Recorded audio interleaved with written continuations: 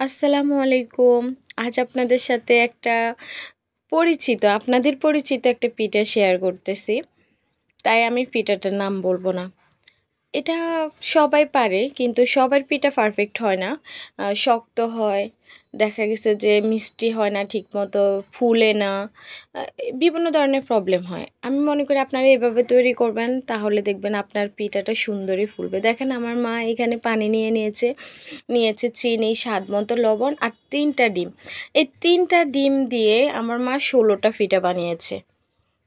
৩ টা ডিম আর ধরেন ৩ কাপ আটা দিয়ে। তো আটা দিয়ে অনেকে শক্ত হয় বা টানলে ছিঁড়ে না এমনও হয়। কিন্তু এই যে দেখেন ৩ কাপ আটা দিয়েছে আর পিঠাটা আসলে আমার জামাইর জন্যই বানানো। ও এটা এতটা পছন্দ করে কি বলবো? সবসময় যদি বলি, "কি খাবে? মানে কি বানাবো তোমার জন্য?"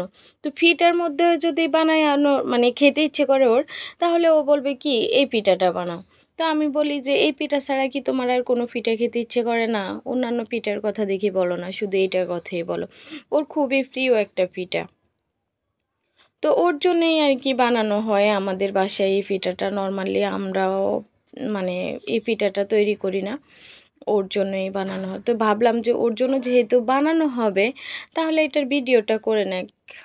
তো ওনাই এই ভিডিওটা করছে। মা বানিয়েছে, মাই এই পিঠাটা বানায়।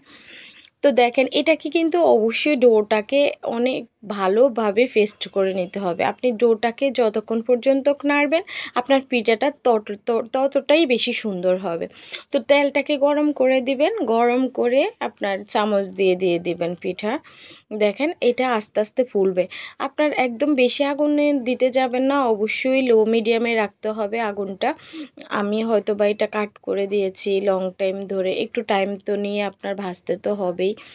তো দেখেন পিঠাটা কতটা ফুলছে, বুঝতে পারবেন কিছুক্ষণ পর। দেখেন কতটা পারফেক্ট হয়েছে। আসলে আমার জামাই বাসায় ছিল তো তাই মানে আপনাদেরকে হয়তো ছেড়ে দেখানো হয় নাই। কারণ ওনা একা ভিডিও করছে, ওইটুকু করতে পারে নাই। আর সেজন্যই। তো তারপর ছবি উঠিয়ে নিয়েছে। ওইটা হয়তো দেওয়া আছে লাস্ট পর্যন্ত। কিন্তু অনেক পারফেক্ট এবং সফট পিঠা হয়েছে। আপনারা একবার তৈরি করে দেখতে পারেন এইভাবে। সবসময় তো পিঠাটা খান আপনারা, তবে এইভাবে তৈরি করতে পারবেন। এটা গোপন টিপস হচ্ছে, আপনি যে আটাটা মিক্স করবেন সব কিছুর সাথে, ওইটা খুব ভালো করে ডোটা তৈরি করে নেবেন।